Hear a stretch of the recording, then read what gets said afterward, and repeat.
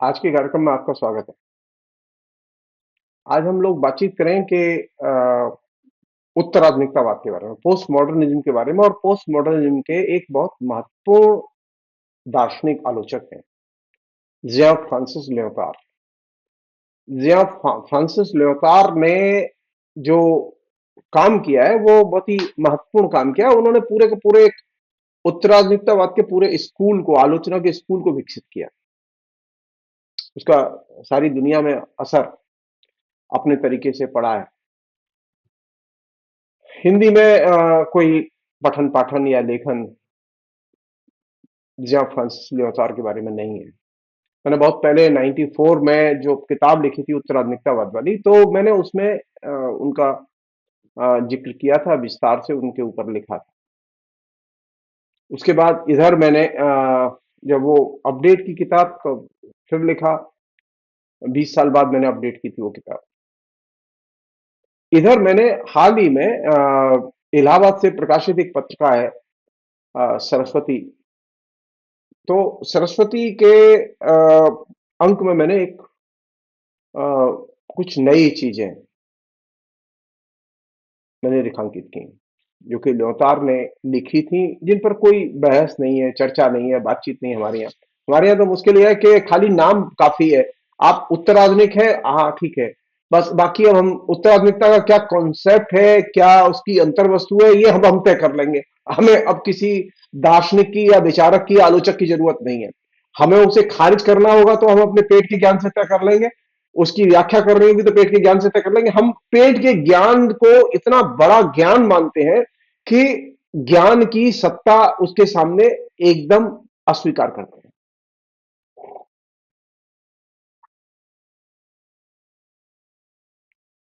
उत्तराधिकतावाद के बारे में भी यही कुछ घटा है। हिंदी के अधिकतर आलोचकों ने, खासकर मार्क्सवादी आलोचकों ने, तो बिना पढ़े बिना समझे ही उनके बारे में लिखा है।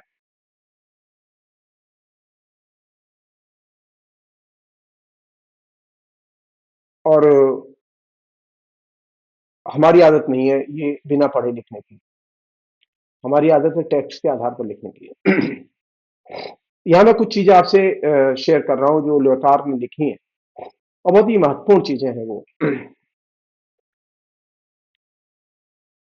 क्योंकि लियोटार्ड को जानना इसलिए जरूरी है, हिंदी में ये फर्स्ट अटेम्प्ट था जो मैंने लिया था। और किसी ने लियोटार्ड के बारे में नहीं लिखा डिटेल्स में।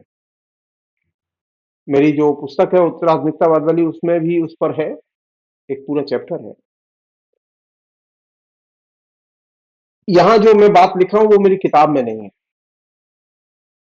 वो ताजा बात।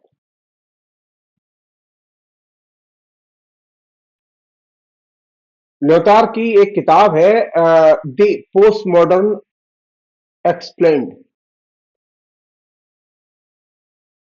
पोस्ट मॉडर्न एक्सप्लेन्ड जो है, ये पुस्तक जो है वो एक तरह से उनके पत्राचार की पुस्तक है, जो 1982 में प्रकाशित हुई थी।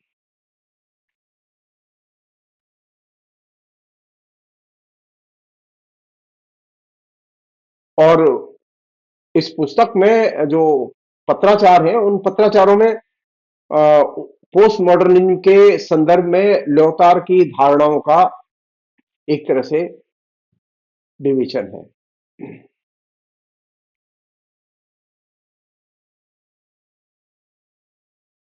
मसलन लियोटार्ड ने 15 मई 1982 को थॉमस ई करोल को एक पत्र लिखा। और ये पत्र इस पूरी बहस को एक तरह से शुरू करने के लिहाज से, प्रस्थान बिंदु के लिहाज से बहुत महत्वपूर्ण पत्र।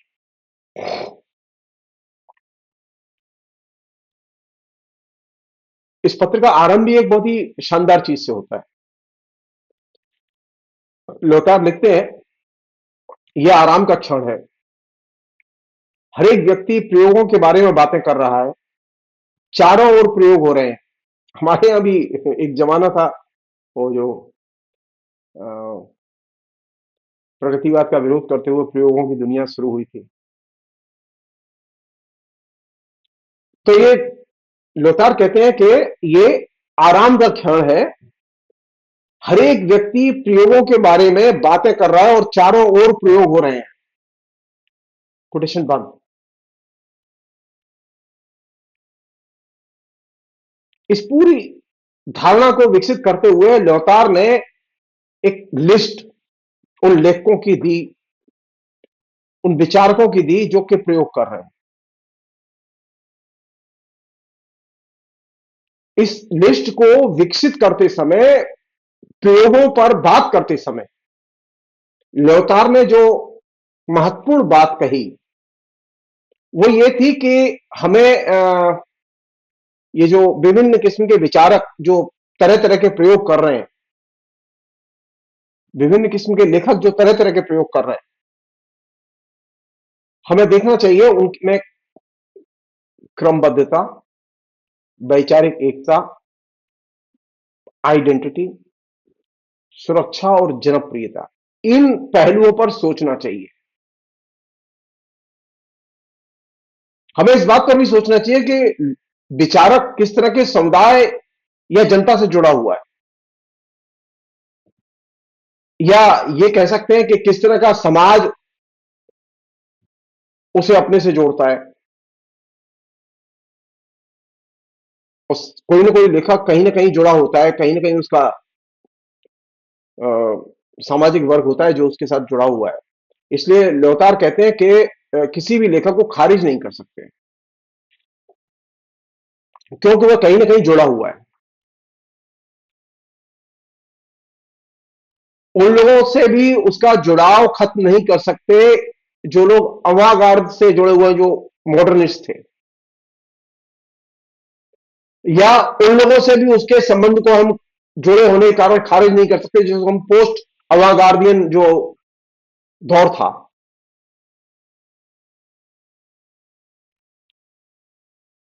इसलिए जो विचार करने की चीज है वो ये है कि जो विचारक अपने विचार व्यक्त कर रहे हैं उनके अंदर किस तरह की क्रमबद्धता है, वैचारिक एकता है, वो किस तरह की आइडेंटिटी को रिप्रेजेंट करते हैं और किस तरह की सुरक्षा और जनप्रियता, पॉपुलैरिटी किस लेवल की है उनकी, इन चीजों को देखा जाना चाहिए। और चूंकि वो लोगों से जुड़ा होता है इसलिए उसे खारिज नहीं किया जाना चाहिए। और ये चीजें हर लेखक के प्रसंग में विचार नहीं है।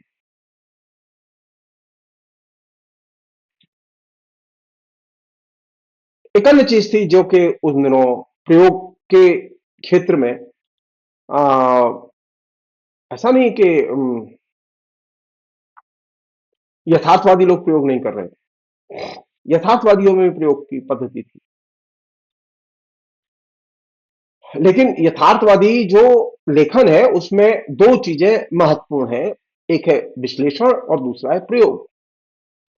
इन दो चीजों को कायदे से ध्यान में रखना चाहिए। और ये जो पद्धति है, ल्योतार कहते हैं ये पद्धति बेसिकली देखने को मिलती है वाल्टर बेंजामिन के यहां। उनके एनालिसिस भी है और उनके यहां नए प्रयोग भी है। और ये विश्लेषण और प्रयोग, इनके परिणामों के बारे में गंभीरता से सोचना चाहिए। बात कह रहे हैं वो वाल्टर बेंजामिन के संदर्भ में,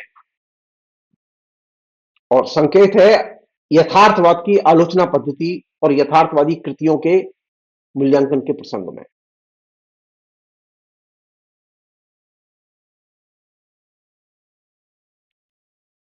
एक अन्य चीज है जो कि इस बीच में विकसित हुई है पूरे मॉडर्निज्म के दौर में और उसके बाद, वो ये कि जितने भी कलात्मक नए नए प्रयोग हुए हैं उस पर राजनीतिक जो प्रशासक रहे हैं उनके तरह तरह से हमले हुए। और ये ज्यादातर जो हमलावर प्रशासक है ये प्रतिक्रियावादी राजनीति से जुड़े रहे हैं।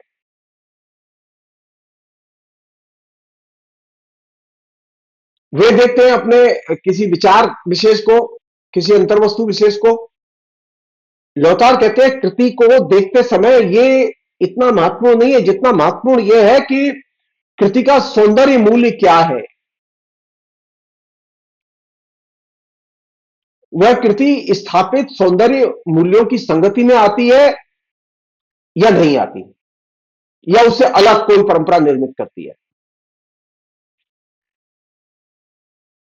यह नहीं देखना चाहिए कि रचना को कौन लोग पसंद करते हैं। जो राजनीतिक अकादमिशियन है, अब आजकल है ना आरएसएस वाले राजनीतिक अकादमिशियन, इससे नहीं तय किया जाना चाहिए कि राजनीतिक अकादमिशियन किस रचना को कितना पसंद करते हैं, बल्कि इससे तय किया जाना चाहिए कि उसका सौंदर्य मूल्य क्या है, एस्थेटिक वैल्यू।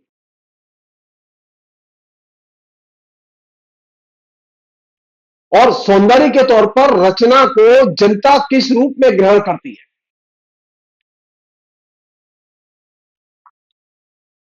जिसे हम लोग सौंदर्य कहते हैं, उस सौंदर्य का एक तो संबंध कृति से है ही, लेकिन उसका दूसरा संबंध ज्ञानात्मक चेतना से है, ज्ञानात्मक संवेदना से है। इसलिए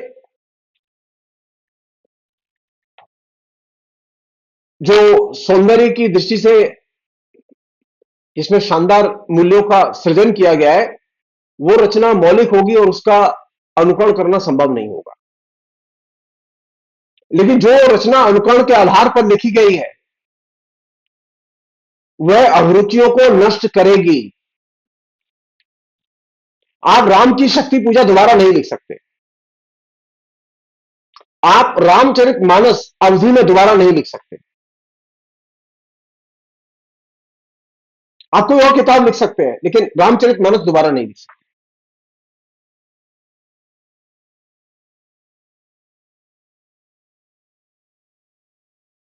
एक अन्य चीज जिसका के उल्लेख लगातार करते हैं, वो बहुत ही इंटरेस्टिंग है, और वो भी हमारे यहां तो फैला हुआ है। वो यथार्थवाद के संदर्भ में वो एक सवाल उठाते हैं और बहुत ही सुंदर बात उठाते हैं, उसे कायदे से दर्ज किया जाना चाहिए। वो कहते हैं कि आराम के क्षण में, ये जो लेजर पीरियड है, ये रेस्ट का पीरियड है, आनंद के आराम के क्षण में यथार्थवाद का अर्थ है कि वह कितना मुनाफा कमाती है रचना या वो लेखक। वहां पैसे का यथार्थवाद प्रमुख होता है। कहते हैं ना, हमारी इतनी रॉयल्टी आई।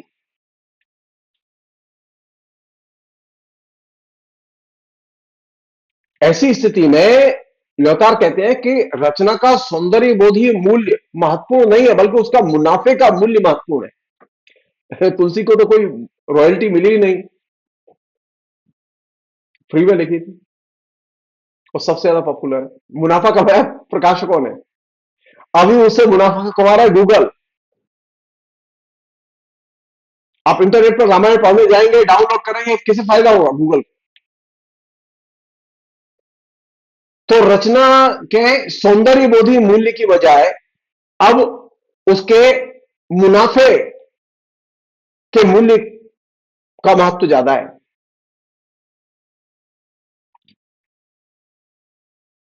क्योंकि आजकल यही देखा जाता है कौन सी रचना कितना मुनाफा कमाती है।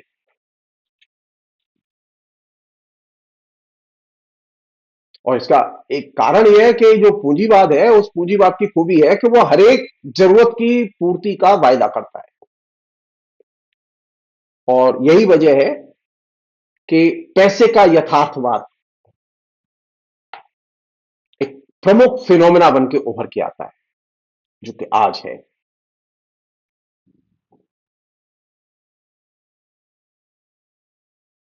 क्योंकि कैपलिन की खूबी है कि वो हर चीज खरीदने पर जोर देता है, और खरीदने को की शक्ति हासिल करने के लिए पैसा होना बहुत जरूरी है। इसी तरह जो अभिरुचियां होती है लोगों की, वो अनुमान से उनका पता नहीं चल सकता। जो लोग अनुमान से अभिरुचियों का पता करते हैं, वो बाजार जाके देख सकते हैं विज्ञापन, कंपनियों के विज्ञापन। मसलन बाजार में तकरीबन 40-45 ब्रांड है साबुन के। और वे अनुमान से वो साबुन के ब्रांड और उनके जनता में कैसे बेचा जाए अनुमान के आधार पर वो तैयार किए गए, पूरा पूरा विज्ञापन उनका। लेकिन दिखते तीन चार ही हैं, बाकी सब डंप हो जाते हैं ब्रांड।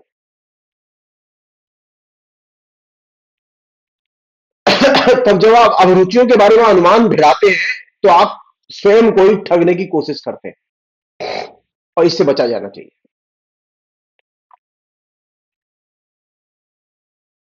एक अन्य चीज, और बहुत ही महत्वपूर्ण चीज जिसकी तरफ लौतार ने ध्यान खींचा है, उन्होंने कहा कि कलात्मक और साहित्यिक खोज के काम को राजनीति सांस्कृतिक राजनीति की ओर से गंभीर चुनौती मिल रही है, और दूसरी ओर कला और पुस्तक को बाजार की ओर से चुनौती मिल रही। ये दो चीजें बहुत ही गंभीर है जो कि चुनौती के तौर पर हमारे सामने खड़ी है।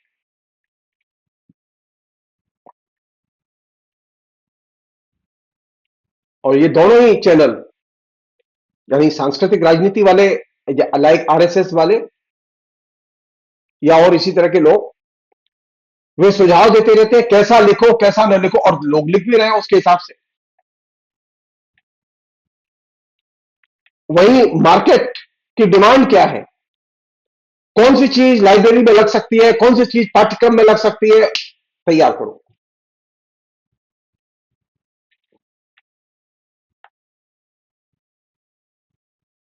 तो ये जो विभिन्न किस्म के जो सुझाव इन दोनों क्षेत्र की तरफ से, यानी बाजार की शक्तियों की तरफ से और सांस्कृतिक राजनीति करने वालों की तरफ से जो आते रहते हैं,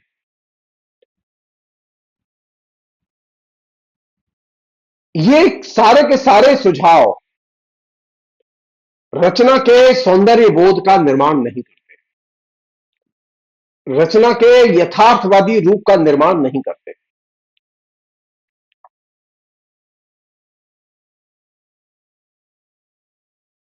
जोतार एक बहुत इंपॉर्टेंट चीज कहते हैं, बोले कि आप जिस विषय पर बातें करें उसका पाठक से संबंध होना चाहिए।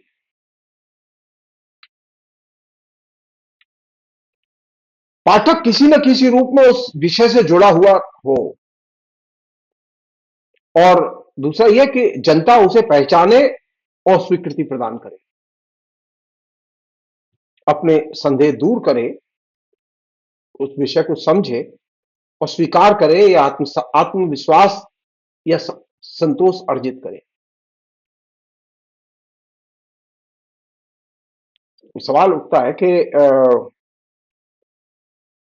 पढ़ने में आनंद किस रचना से मिलता है।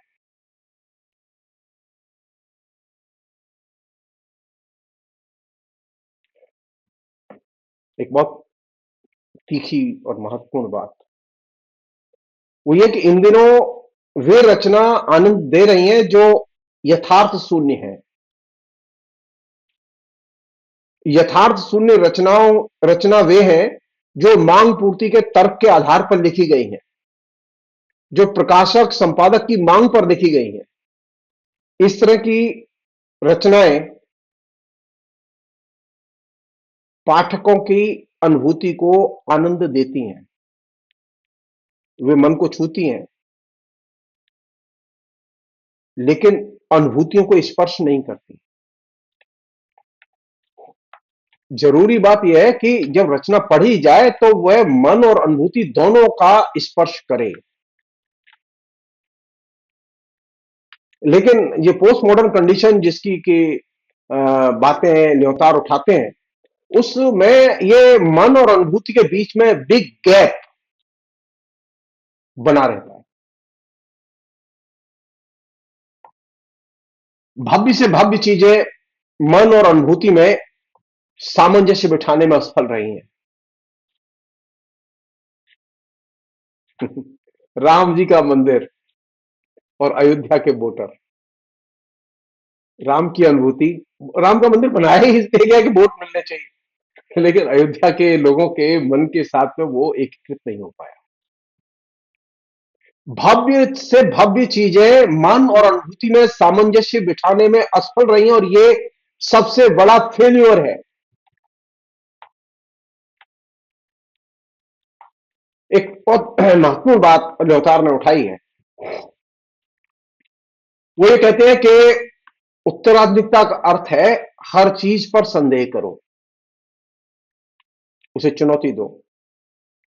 कोई भी चीज चुनौती रहित नहीं होनी चाहिए, चाहे वह एक दिन पुरानी ही चीज क्यों ना हो, तात्कालिक कही गई चीज क्यों ना हो, लेकिन उसे उस पर संदेह करो।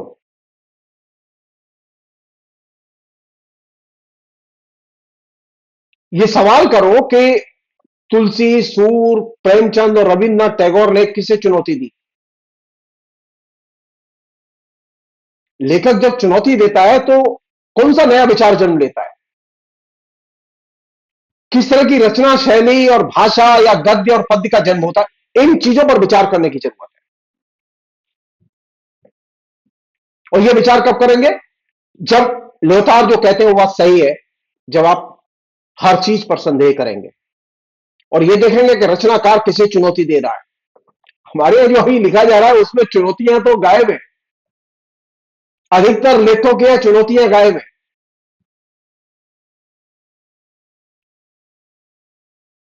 ल्योतार ने एक और बहुत ही इंपॉर्टेंट बात कही है। उन्होंने कहा है कि उत्तराधुनिकता के आने का मतलब यह नहीं है कि आधुनिकता का अंत हो गया है, बल्कि यह कहना ज्यादा ठीक होगा कि यह एक नई कंडीशन है, अवस्था है। यह एक तरह से नई चीज की शुरुआत है, और इस अ, पदबंध का, मानी उत्तराधुनिकतावाद के पदबंध का मैकेनिकली इस्तेमाल नहीं किया जाना चाहिए, क्योंकि उत्तराधुनिक अवस्था में भी विभिन्न दृष्टिकोण और विचारधाराओं का वैविध्य बना रहता है।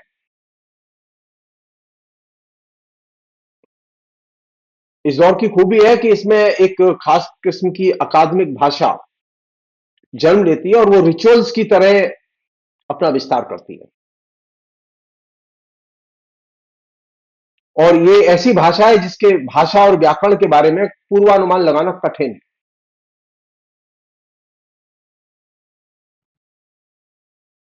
ये ऐसी भाषा है जो पहले कभी नहीं लिखी गई। आप देखेंगे हिंदी के तमाम अखबार पिछले तकरीबन 35-40 साल से वो अंग्रेजी मिश्रित हिंदी में लिखे जा रहे हैं। ऐसा गद्य बहुत लिखा जा रहा है, ऐसे विज्ञापन बहुत आ रहे हैं। ये भाषा पहले नहीं थी। ये टपोरी की भाषा जो फिल्मों में आई, ये पहले नहीं थी। ये टपोरी की भाषा जो राजनेताओं के भाषणों में आई, ये पहले नहीं थी।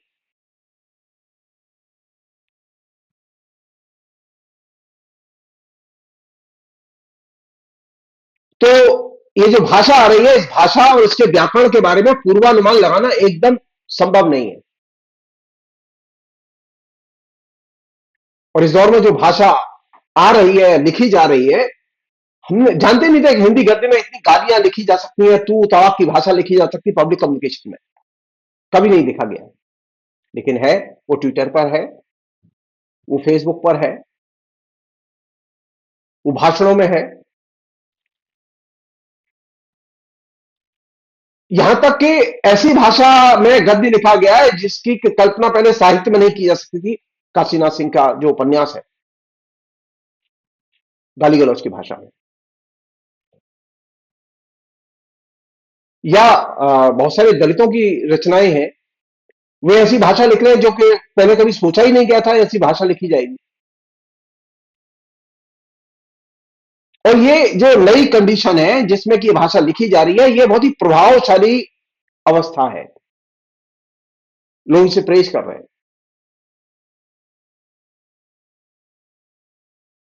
कथा साहित्य में, आत्मकथा में, गद्य में ऐसी भाषा का प्रयोग बड़े पैमाने पर हो रहा है जिसकी की कल्पना पहले कभी नहीं की गई।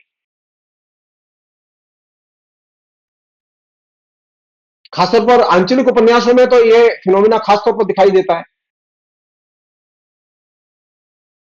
आंचलिक उपन्यासों की भाषा प्रचलित उपन्यास की भाषा से एकदम भिन्न थी। और ये सारा का सिलसिला वहां से शुरू हुआ, जैसे पोस्ट मॉडर्न कंडीशन की लैंग्वेज। वे एक ऐसी अंतर वस्तु को पेश करते हैं जो आंचलिक उपन्यास है, जो कि उपन्यास में पहले उपलब्ध नहीं थी। तो आंचलिक भाषा का उपन्यासों में प्रयोग एक नया फिनोमिना है, और ये एक तरह से उत्तर आधुनिक फिनोमिना है।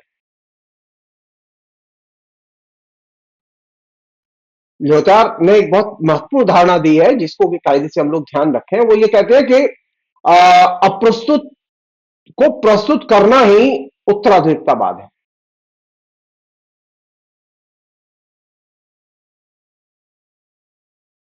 वे लोग जो अप्रस्तुत को प्रस्तुत करते हैं, वे प्रस्तुत को दुरुस्त फॉर्म में पेश नहीं करते।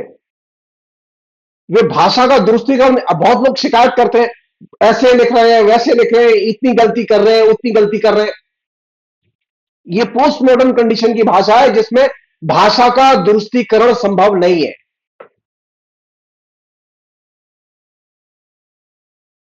ये ऐसी भाषा है जिसमें साझे अनुभव नहीं है।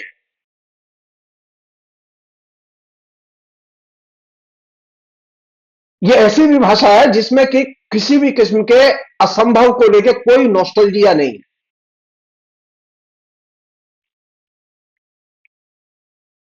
ये सिर्फ इसे नई बात कहनी है, नई चीज पेश करनी है।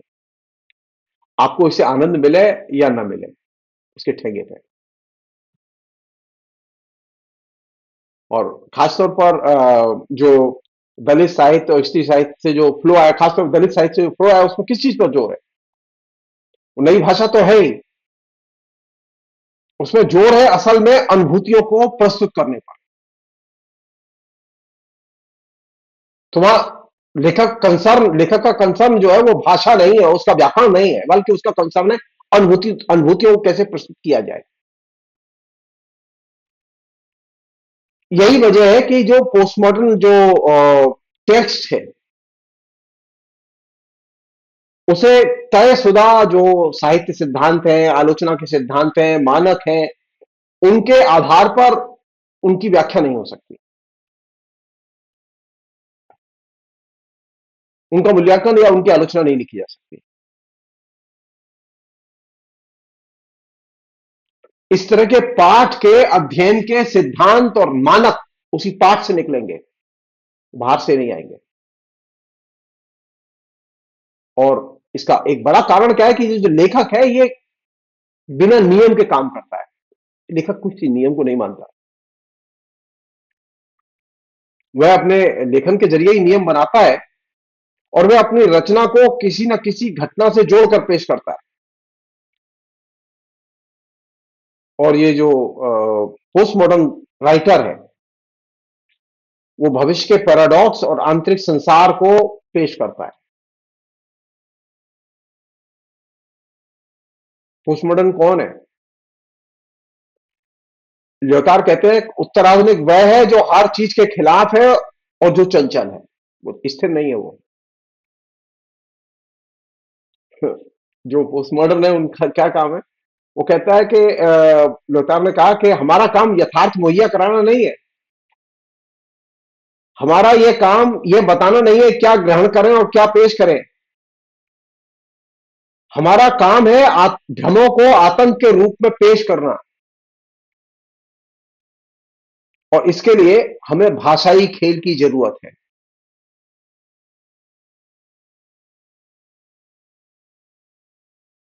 ल्योटार ने एक बहुत महत्वपूर्ण चीज की तरफ ध्यान खींचा है। उन्होंने कहा है कि 19वीं और 20वीं शताब्दी के भ्रमों ने आतंक पैदा किया है, और इसकी हमने नॉस्टैल्जिया के जरिए कीमत अदा की है। उसने संवेदना और अवधारणा में सद्भाव पैदा करके पारदर्शी और संप्रेषणीय अनुभव पेश किए। अब इसके आगे निकल गए हम लोग। अब हम ये मांग कर रहे हैं कि रचना वह अच्छी है जो आनंद दे और संतुष्टि प्रदान करे, हर किस्म के कठमुल्लेपन का विरोध करे, विभ्रमों की सृष्टि करे, इल्यूजन्स। और इसका लक्ष्य क्या है? यथार्थ पर कब्जा करो। और इसने एक तरह से समग्रता के खिलाफ में एक तरह से युद्ध की घोषणा कर दी। और ये लगातार जो अप्रस्तुत है उसे पेश कर रहे हैं। भिन्नताओं का प्रदर्शन कर रहे हैं और जो नाम है उसके प्रति सम्मान व्यक्त कर रहे हैं। और ये चीज अगर आप ये लाइन ध्यान में रखें, और ये जो अभी घटनाक्रम चल रहा है आपके इर्द गिर्द, हमने एक ऐसे समग्र भारत का निर्माण किया था पिछले 75 साल में। एक ऐसी इमेज उसकी बनाई थी, वो एकदम तार तार हो चुकी है।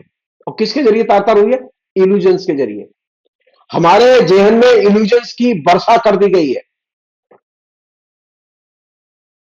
और इन विभ्रमों ने यथार्थ पर कब्जा कर लिया है।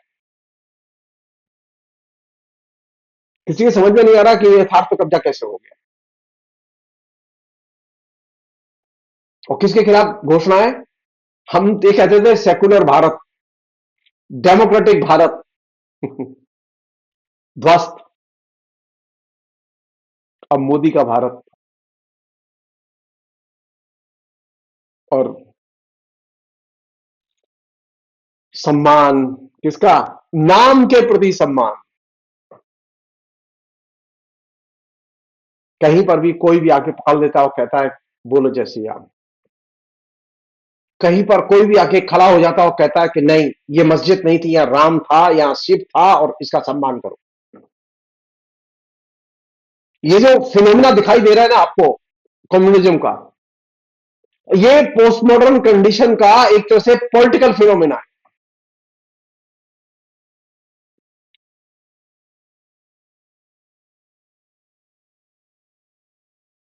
ये नॉस्टैल्जिया था जिसमें हम रहते थे, कि भारत में पहले शांति सद्भाव और मैत्री थी। इस नॉस्टैल्जिया को पोस्ट मॉडर्न कंडीशन ने सांप्रदायिक राजनीति में पूरी तरह ध्वस्त कर दिया।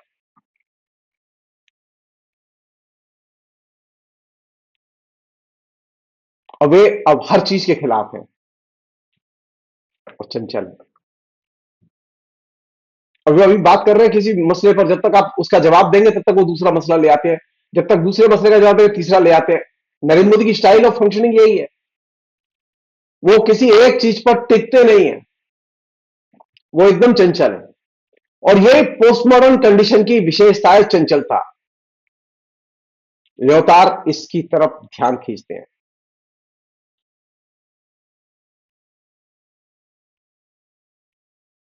और लक्ष्य क्या है? ये तमाम किस्में इल्यूजन्स पैदा करके लक्ष्य क्या है? यथार्थ पर कब्जा करो। यथार्थ क्या है? संसद। यथार्थ क्या है? विधानसभा। यथार्थ क्या है? Election commission. यथार्थ क्या है? न्यायपालिका। यथार्थ क्या है? जनता और जनता का दिमाग। लक्ष्य क्या है? उस पर कब्जा करो।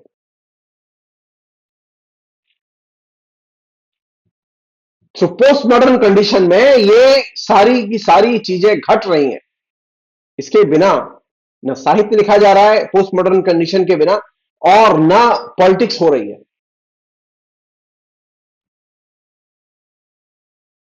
और हर रोज एक नई चीज आ रही है। जब तक आप पुरानी किसी चीज पर बात कर खत्म करते हैं तो दूसरी आ जाती है। तो इसने क्या किया कि भिन्नताएं इतने तेजी से विस्फोट की तरह हमारे सामने फेंक दिया कि हम तय नहीं कर पा रहे कि हम क्या करें। जिसने कहा किंग कर्तव्य विमूढ़ बना दिया है उसने। और हर बार चंचल भाव से नई चीज हमारे सामने आ रही है, जिसका कि भविष्य में क्या इंपैक्ट होगा इसका पूर्वानुमान लगाना कठिन। फिलहाल ये पहला एपिसोड है ल्योतार के बारे में। बातचीत यहीं तक, और अगला एपिसोड हम लोग बाद में करेंगे। बहुत बहुत शुक्रिया, थैंक यू।